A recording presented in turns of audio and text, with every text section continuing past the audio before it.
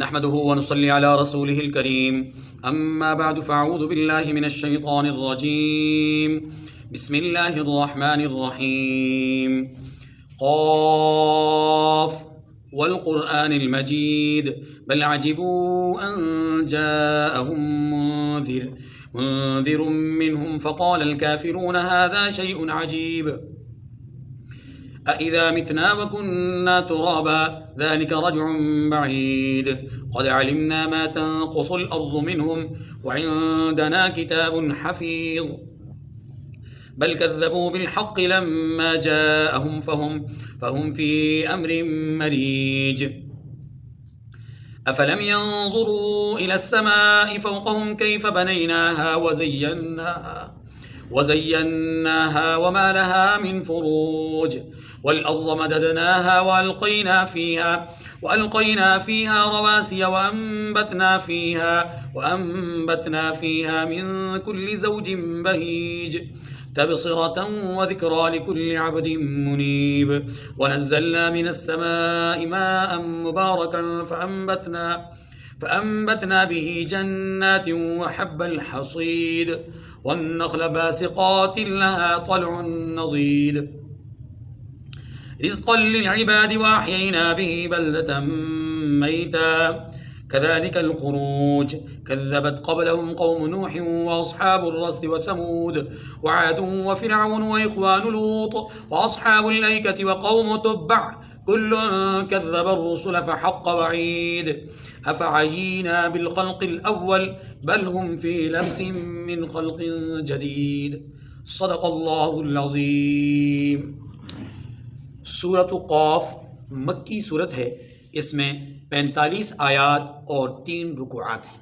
سورہ مبارکہ میں اللہ تبارک و تعالیٰ نے بعث بعد الموت اور قیامت سے متعلق عقیدے اور نظریے کو بیان کیا ہے۔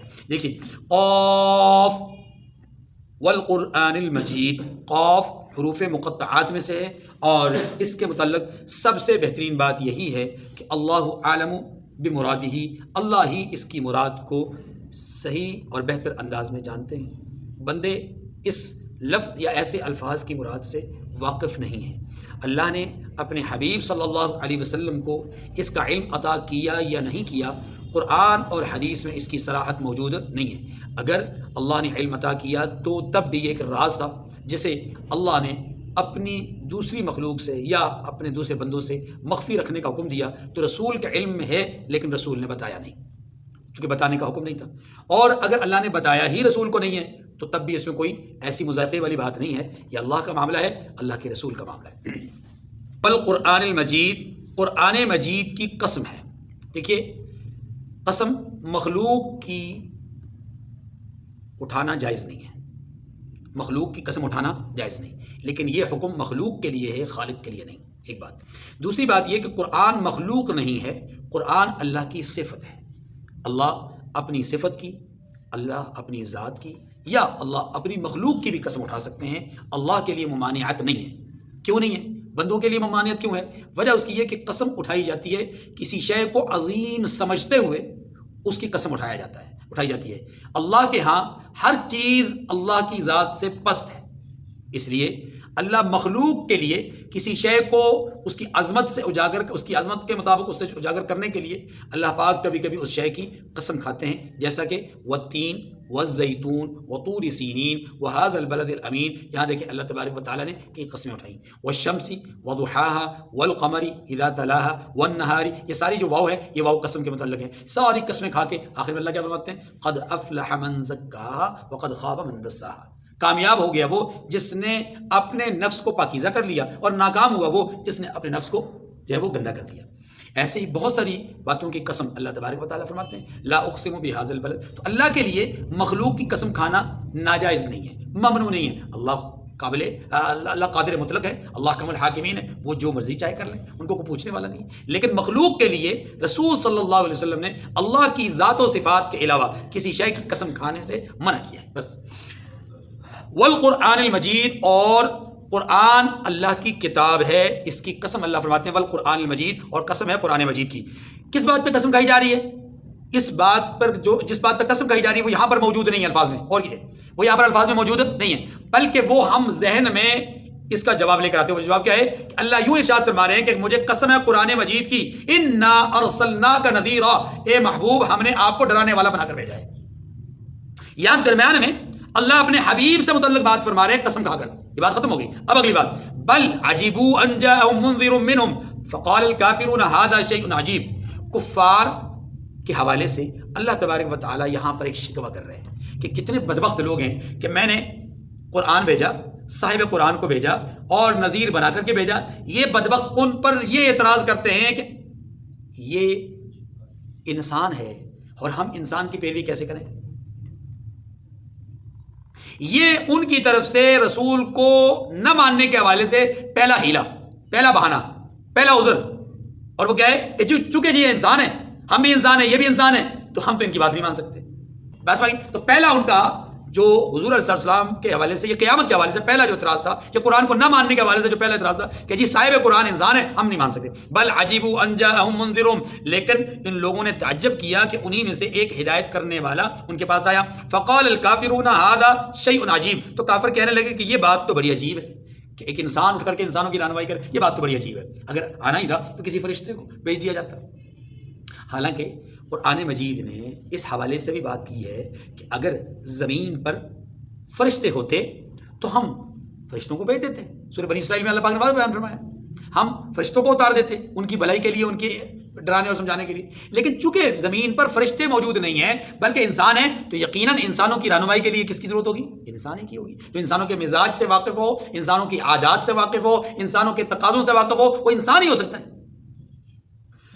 فقال الکافرون هذا شیء عجیب، تو کافر کہنے لگے کہ یہ بات تو بڑی عجیب ہے کہ ایک انسان دوسروں کے لیے رہنما بن جائے. ایک ان کا گلا اور شکوہ. دوسرا، اذا متنا وکنا ترابا، کیا جب ہم مر جائیں گے اور مٹی ہو جائیں گے؟ تو اس کا جو اگلا حصہ ہے وہ یہ ہے کہ کیا دوبارہ ہمیں زندہ کیا جائے گا؟ اور یہ بات ہمیں کہاں سے معلوم ہو رہی ہے؟ قرآن سے. قرآن خود دوسرے مقامات پر اس بات کو ذکر کرتا ہے، اِنَّا لَمَبْعُوثُونَ، کیا ہمیں دوبارہ اٹھایا جائے گا؟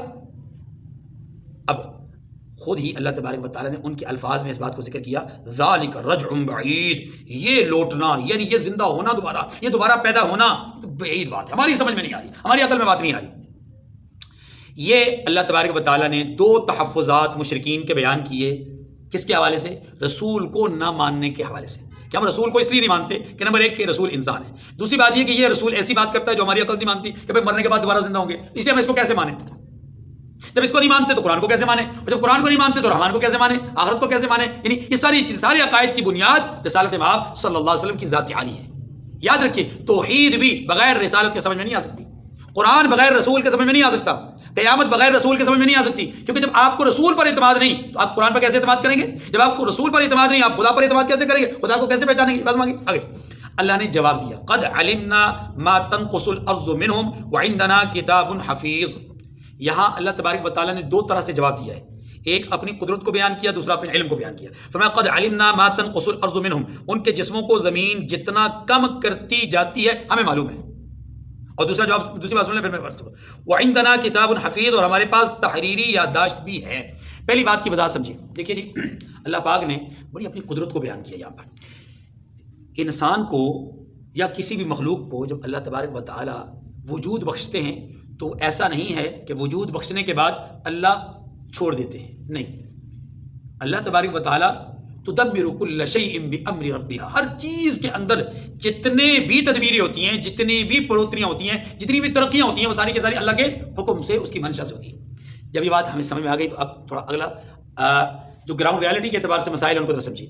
ایک انسان جب پیدا ہوتا ہے تو اللہ تبارک و تعالیٰ نے اس بچے کے لیے جو ابتدائی رزق ہوتا ہے دنیا میں آنے کے بعد، ماں کے پیٹ میں تو وہ ماں کے ہی خون کو چوستا ہے، ہاں جی، اور جب دنیا میں آتا ہے تو اب اس کے لیے یا تو ماں کی طرف سے غذا کا انتظام ہوتا ہے یا بازار سے غذا کا انتظام ہوتا ہے، خواہ جانور، زندہ جانور کی ہو یا پاؤڈر کی صورت میں ہو، یہ غذائیں اس کو دی جاتی ہیں.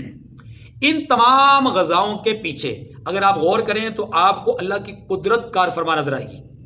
مختلف جگہوں سے، مختلف مقامات سے، مختلف باغات سے، مختلف قسم کی نباتات سے، مختلف قسم کے ممالک سے مختلف چیزوں کو لیا جاتا ہے، ان کو بنایا جاتا ہے، اس سے ایک پروڈکٹ تیار ہوتی ہے، ایک پاؤڈر تیار ہوتا ہے، وہ مختلف چیزوں کا مرکب ہوتا ہے.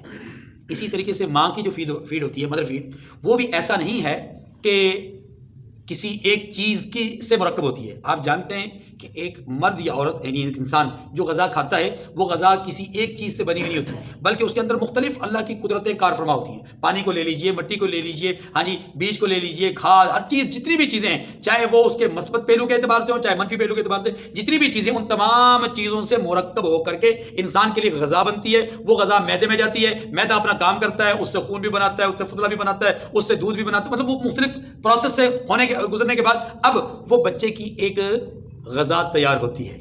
بچہ یہ جو غذا لے رہا ہے یہ ایسا نہیں کہ آسمان سے ڈائریکٹ گرتی ہے, یہ ایسا نہیں کہ کسی درخت سے آ جاتی ہے, بلکہ اللہ تبارک و تعالیٰ کی قدرت کا شاہکار ہے. پھر یہ غذا اس کے جسم میں جاتی ہے, اس کا جسم پھلتا ہے, پھولتا ہے, بڑھتا ہے, بڑھتے بڑھتے بڑھتے بڑھتے یہ اس غذا سے دوسری غذا, دوسری سے تیسری غذا, تیسری سے چوتھی غذا کی طرف منتقل ہوتا ہے. پھر دنیا میں کھیلنے کودنے لگ جاتا ہے, ہاں جی نوجوان ہو جاتا ہے, پھر جوان ہو جاتا ہے, پھر جو ہے وہ شاب کبیر عظیم بن جاتا ہے, پھر جو ہے وہ عقل کامل بن جاتا ہے, اور پھر اس آگے سلسلہ چلتا ہے, اور پھر ایک وقت آتا ہے کہ وہ دنیا سے چلا جاتا ہے. اب یہ جو اس کے وجود کے بڑھنے کا پروسیس ہے پوری کی پوری ایک ترتیب ہے. یہ ترتیب کسی ایک چیز کا مرہون منت نہیں ہے بلکہ اس میں بہت ساری اللہ کی قدرتیں شامل ہوتی ہیں. یہ بات سمجھ گئی. اب اصل مدعا سمجھیے. قرآن یہ کہہ رہا ہے کہ قد علمنا ما تنقص الارض منہم. جب انسان کی میت کو مٹی کے سپرد کیا جاتا ہے, جس کو کافروں نے کہا اذا کننا ترابا وعظاما, ہاں اذا متنا وکننا ترابا, جس کو کفار نے جس کے متعلق کہا کہ اذا متنا وکننا ترابا, کہ جب ہم مٹ جائیں گے, مٹی ہو جائیں گے اور ہماری ہڈیاں گل سڑ جائیں گی جیسا کہ دوسری آیات کریمہ میں, تو کیا ہمیں دوبارہ زندہ کیا جائے گا؟ انہوں نے یہ گلہ کیوں کیا, ان کا یہ تحفظ کیوں ہوا؟ اس لیے کہ وہ اپنی عقل سے اس طور پہ سوچ رہے تھے کہ جب مٹی میں چیز جاتی ہے, کوئی وجود جاتا ہے, وہ وہاں ایک وقت تک رہتا ہے, پھر پھٹ جاتا ہے, پھر وہ ذرے ذرے ہو جاتا ہے, پھر وہ مٹی جو ہے وہ یعنی وہ قبر جو ہے وہ نابود ہو جاتی ہے. ہو سکتا ہے ہوا اس کو اس قبر کی مٹی کو ادھر سے ادھر منتقل کر دے, ادھر سے ادھر چلی جائے, کسی چیز کے ساتھ لگ کر کے کسی اور دیش میں چلی جائے, کسی اور ملک میں چلی جائے. تو یہ مختلف پوری دنیا میں پھیلا ہوا انسان, اس کے ذرات کیسے یکجا ہوں گے, کیسے جمع ہوں گے, کیسے بنیں گے؟ اللہ نے اس کو سمجھانے کے لیے انسان کے وجود کو بیان کیا کہ یہ جو تمہارا وجود ہے نا, جو پلتا ہے, بڑھتا ہے, پھولتا ہے, پھلتا ہے, ذرا اسی پہ غور کر لو. یہ پوری دنیا کی مختلف چیزوں کے حوالے سے یہ یکجا ہو کر کے تمہارا وجود نہیں بڑھتا. دنیا کے مختلف کونوں سے چیزیں آتی ہیں, کھاتے ہو, غذا بنتی ہے, غذا تمہارے وجود میں جاتی ہے, وہی غذا تمہارے وجود کے بڑھنے کا سبب بنتی ہے. یہ جو پوری دنیا میں بکھرا ہوا اللہ کا نظام ہے, یہ تمہارے لیے کار فرما ہوتا ہے, تمہارے لیے اللہ کی طرف سے ایک ذریعہ ہوتا ہے بڑھنے کا. تو کیا وہ اللہ اس بات پہ قادر نہیں کہ تمہارا وجود بکھر جائے تو اللہ اس کو سمیٹ دے؟ پوری دنیا کی چیزوں کو سمیٹ کر تمہارے وجود میں ڈال دیا, تو کیا وہ اس بات پہ قادر نہیں کہ تمہارا وجود بکھر جائے تو اس کو سمیٹ دے؟ یہ اصل میں قد علمنا ما تنقص الارض منہم. یہ جو زمین تمہارے وجود کو کھا لیتی ہے نا, ہم جانتے ہیں, ہمارے علم میں. یہ ہے اللہ کی قدرت کہ ہمارے علم سے باہر, ہماری قدرت سے باہر نہیں ہے. جہاں مرضی چلا جائے تمہارا وجود, تمہارے اعضاء, تمہارے یہ جو ذرات کہیں پہ بھی چلے جائیں, ہماری قدرت سے باہر نہیں. اس لیے تمہیں پریشان ہونے کی ضرورت نہیں. اور اگلی بات, وعندنا کتاب حفیظ, ہمارے پاس لکھا ہوا ہے, درج کیا ہوا ہے. کیا مطلب؟ ہر چیز ہمارے ہاں درج ہے. ایسا نہیں ہے کہ ہمارے ڈیٹے میں کوئی کمی آ جائے. تمہارے ڈیٹے چوری ہو سکتے ہیں, تمہارے ڈیٹاز کو چوری کیا جا سکتا ہے, اس کو ہینگ کیا جا سکتا ہے, اس کے اوپر کوئی ڈاکہ ڈال سکتا ہے, اس کو خراب کیا جا سکتا ہے, اس کو تباہ کیا جا سکتا ہے. لیکن سنو, ہمارے پاس جو تمہارا ڈیٹا محفوظ ہے اسے دنیا کی کوئی طاقت ذرہ برابر اس میں کمی پیشی نہیں کر سکتی. لہذا تمہارا اس چیز کو بنیاد بنانا کہ ہمارے بکھرے ہوئے اعضاء کیسے جمع ہوں گے, ہم نہیں مان سکتے, تمہاری عقل ہی نہیں. اصل میں تم نے عقل سے سوچا ہی نہیں, تم نے صرف ظاہر کو دیکھا. اب اگلی بات, افلم ينظروا بل كذبوا بالحق لما جاءهم فهم في امر مريج. یہاں اللہ پاک ان کے اس جملے کا جواب دے رہے ہیں جو انہوں نے کہا نا کہ یہ بات تو بڑی عجیب ہے کہ ایک انسان کی رہنمائی کرے, یہ بات بڑی عجیب ہے. اللہ فرماتے ہیں وہ عجیب نہیں ہے, وہ بات عجیب نہیں ہے, کیونکہ انسان نے انسان کی رہنمائی کرنی ہے, وہی تقاضوں کو سمجھتا ہے. عجیب بات یہ, بل کذبوا بالحق لما جاءهم, عجیب بات تو یہ ہے کہ جب ان کے پاس حق آ پہنچا تو انہوں نے جھٹلایا. یہ جھٹلانا عجیب بات ہے. فہم فی امر مریج, اللہ اکبر. اور اللہ پاک فرماتے ہیں فہم فی امر مریج, کہ وہ لوگ یعنی جن کے پاس حق آیا وہ اس معاملے کو انہوں نے اس کو کیا سمجھا؟ جھوٹ سمجھا. پہلے کہا بل کذبوا بالحق کہ حق جب ان کے پاس آیا اس کو جھٹلایا, اور پھر فرمایا فہم فی امر مریج, اس معاملے میں وہ الجھے ہوئے ہیں, خود الجھن کا شکار ہے. کیسی الجھن؟ توجہ, کبھی رسول اللہ صلی اللہ علیہ وسلم کے متعلق آپ قرآن میں پڑھتے ہیں کہ یہ کہتے ہیں کہ جی ساحر, یہ جادوگر ہے. کبھی کہتے ہیں نہیں مجنون ہے, کبھی کہتے ہیں شاعر ہیں، کبھی کہتے ہیں کاہن ہیں، کبھی کہتے ہیں وہ فلاں سے پڑھ کر آتے ہیں، کبھی کہتے ہیں فلاں آدمی سے سیکھتے ہیں، کبھی کہتے ہیں فلاں سے سیکھتے ہیں. گویا ان کے پاس ان کے انکار کی کوئی دلیل نہیں ہے، یہ اٹکلیں لگا رہے ہیں. کبھی ایک جملہ کہتے ہیں، کبھی دوسرا جملہ کہہ رہتے ہیں، کبھی یہ گویا اپنی بات پر خود استقامت کے ساتھ کھڑا بھی نہیں ہو سکتے. جھوٹ ہی بول رہے ہیں لیکن جھوٹ میں بھی تو کھڑے ہو جائیں نا، اس میں بھی کھڑے نہیں ہو سکتے. اسی لیے کہتے ہیں جھوٹ کے سر پیر نہیں ہوتے. ان کا کوئی ایک موقف ہے ہی نہیں، اور یہ ایک موقف نہ ہونا اس بات کی دلیل ہے کہ انہیں اپنے کہے ہوئے پہ خود شک ہے، اپنے کہے ہوئے پہ خود شک ہے کہ یار یہ جو ہم نے ساحر کہا ہے جادو تو یہ نہیں ہو سکتا. پھر کہتے نہیں کاہن ہے، پھر کہتے نہیں کہانت کاہن ہمیں بہت سارے لوگ ہیں، وہ کہتے ہیں یہ کاہن نہیں ہے. اچھا جی شاعر ہے، وہ شاعر تو ہمیں بہت زیادہ ہے، یہ شاعر تو اس طرح کی باتیں نہیں کرتے. یعنی خود ہی اپنی بات کو جھٹلا رہے ہیں. اللہ پاک فرما رہے ہیں اس سے بڑھ کر کے اور عجیب بات کیا ہو سکتی ہے کہ حق کو جھٹلا رہے ہیں اپنے شک و شبے کی بنیاد پر، اور خود جس بات پر شک کر رہے ہیں اس بات پر خود استقامت کا مظاہرہ بھی نہیں کرتے. اس سے بڑی عجیب بات اور کیا ہو سکتی ہے؟ اگلی بات اب عقلی دلائل دیتے ہیں اللہ تبارک و تعالیٰ اپنی الوہیت اور قدرت کے حوالے سے بھی اور قیامت کے وقوع کے حوالے سے بھی. دیکھیے افلم ينظروا الى السماء فوقهم كيف بنيناها، کیا انہوں نے اپنے اوپر آسمان کی طرف نگاہ نہیں کی کہ ہم نے اس کو کیسے بنایا؟ کیف بنيناها اانتم اشد خلقا ام السماء بناها. اللہ پاک فرماتے ہیں کہ تمہارا بنانا زیادہ سخت ہے، یعنی زیادہ مشکل تمہارا بنانا ہے یا زیادہ مشکل آسمان کا بنانا ہے. لیکن ہم ایک چھوٹی سی چیز بغیر سہارے کے کھڑی نہیں کر سکتے. کوئی چھوٹی سی چیز بغیر سہارے کے نہیں کھڑے کر سکتے. اگر آپ کہیں جناب یہ ایروپلین تو بغیر سہارے کے چلتی ہے، تو چلتی ہے نا، بالکل چلتی ہے. کھڑی کر کے دکھائیں نا، کھڑی کر کے دکھائیں، مستقل بنیاد پہ کھڑی رہے. کوئی ہے ایسی طاقت جو مستقل بنیاد پہ کھڑی نہیں. ایک وقت مقرر تک وہ فضا میں معلق رہے گی، اس کا ایندھن ختم، ڈرام سے نیچے. ما تری فی خلق الرحمن من تفاوت، رب ذوالجلال کی بنائی کسی چیز میں بھی کوئی کجی کوئی ٹیڑھ نہیں. حتیٰ کہ آسمان جس کی یہاں پر مثال دی گئی، اللہ پاک نے فرمایا کیف بنیناہا، ہم نے اس کو بنایا کیسے؟ ذرا دیکھو تو صحیح. اور یہ بنانا صرف اس کی وسعت کے اعتبار سے نہیں، یہ بنانا اس کی رنگت کے اعتبار سے، یہ بنانا اس کے حجم کے اعتبار سے، یہ بنانا اس کے وزن کے اعتبار سے، یہ بنانا اس کو بغیر سہارے کے کھڑے کرنے کے اعتبار سے، اور یہ بنانا بغیر نقص اور عیب کے وجود پیدا ہونے کے اعتبار، ہر چیز کے اعتبار سے آپ دیکھیں تو آسمان کو اللہ تبارک و تعالیٰ نے اتنی بڑی دلیل کے طور پہ پیش کیا. فرمایا تم قیامت کو روتے ہو، تم اپنے بنائے جانے پر روتے ہو، تم کہتے ہو کہ ہمیں کیسے بنایا جائے گا، منتشر اعضاء کیسے جو بکھرے ہوئے اعضاء کیسے جمع کیے جائیں گے. تم سنو، رب ذوالجلال کی قدرت سے کچھ بھی باہر نہیں. اس نے تمہاری نگاہوں کے مطابق سب سے بڑی چیز کو اپنی قدرت کا شاہکار بنا دیا. لاکھوں سال سے وہ بنا ہوا ہے. کوئی اس کا رنگ، کوئی اس کی اینٹ، کوئی اس میں کوئی جگہ، کوئی شگاف، کوئی کسی قسم کی دراڑ، کچھ بھی نہیں ہے.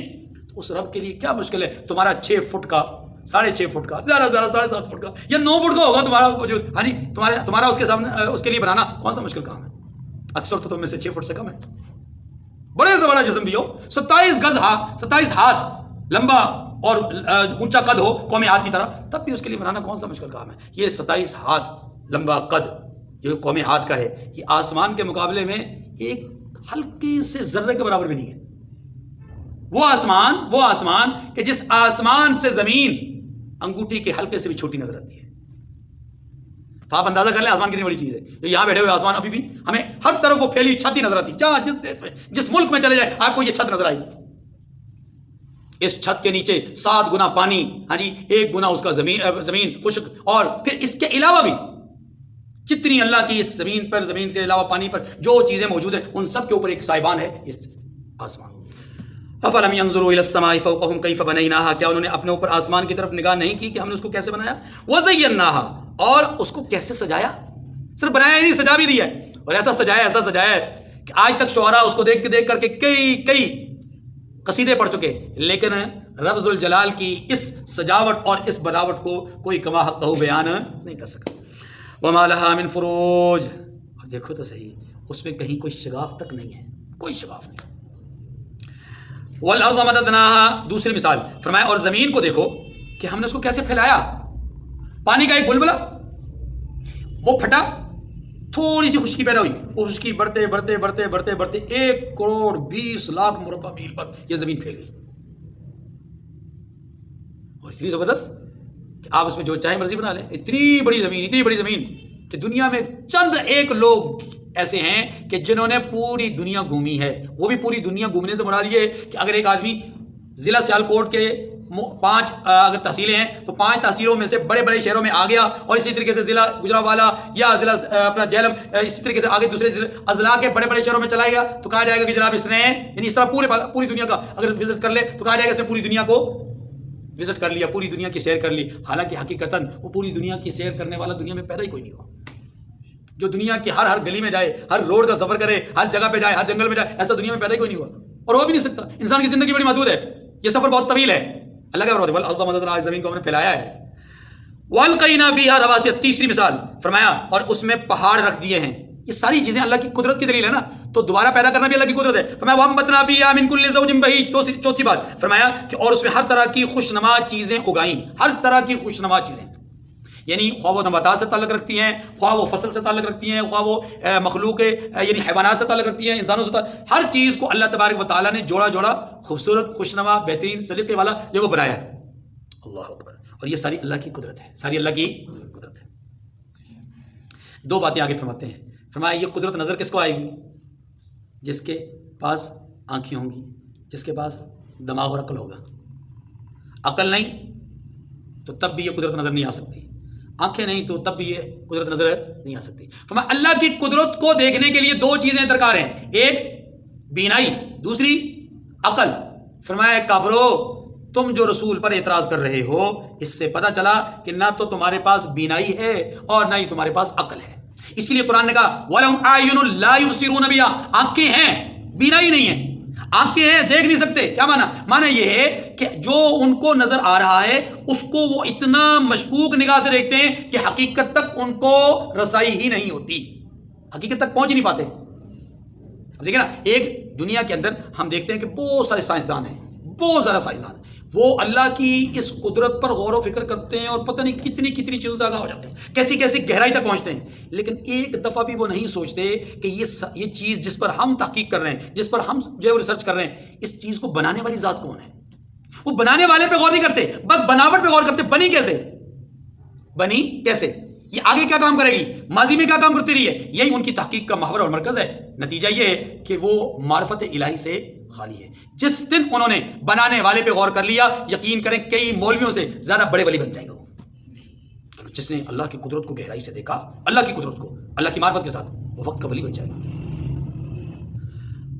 تبصرۃ و ذکریٰ لکل عبد منیب، تاکہ رجوع لانے والے بندے ہدایت اور نصیحت حاصل کریں. دیکھیں جی، تبصرہ بصارت سے ہے کہ آنکھوں سے دیکھیں، و ذکریٰ اور عقل حاصل کریں.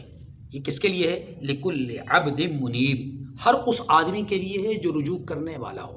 اس سے پتہ چلا کہ اللہ زبردستی کسی کو ہدایت نہیں دیتے، ہدایت ملتی اس کو ہے جس کے اندر ہدایت کی طلب ہوتی ہے. اب آپ دیکھیے نا، جتنے درس کے آپ شرکا ہیں، آپ نے چاہا تو بیٹھ گئے، اللہ نے توفیق دے دی. اگر آپ نہ چاہتے تو اللہ نے زبردستی تو نہیں بٹھانا، باقی لوگ چلے گئے آپ بھی جاتے. وَنَزَّلْنَا مِنَ السَّمَاءِ مَاءً مُبَارَكًا فَأَنبَتْنَا بِهِ جَنَّاتٍ وَحَبَّ الْحَصِيدِ. یہ 5ویں دلیل. اور فرمایا اور آسمان سے برکت والا پانی اتارا اور اس سے باغ و بستان اگائے. 6 وَحَبَّ الْحَصِيدِ اور کھیتی کا اناج اگایا. 7 وَالنَّخْلَ بَاسِقَاتٍ لَهَا طَلْعٌ نَضِيدٌ. 8 اور لمبی لمبی کھجوریں جن کا گھابا تہ بتے ہوتا ہے، یعنی جن کے خوشے تہ بتے ہوتے ہیں. رزقا للعباد، فرمایا یہ سب کچھ بندوں کو روزی دینے کے لیے ہے. وَأَحْيَيْنَا بِهِ بَلْدَةً مَيْتًا، اور اس پانی سے، وہ جو پانی آسمان سے رحمت کے ساتھ برکت کے ساتھ اللہ فرماتے ہیں ہم نے اتارا، اس پانی سے وَأَحْيَيْنَا بِهِ بَلْدَةً مَيْتًا. یہ نمبر 9 پہ فرمایا کہ مردہ شہر کو ہم نے زندہ کرتے ہیں. کیا مطلب؟ وہ بستیاں، وہ جگہیں، وہ علاقے کہ جہاں پر قحط پڑ جاتا ہے، شہروں کی بات کر رہے ہیں، قحط پڑ جاتا ہے تو لوگ، جانور، یہ چیزیں مردگی کی طرف چلی جاتی ہیں.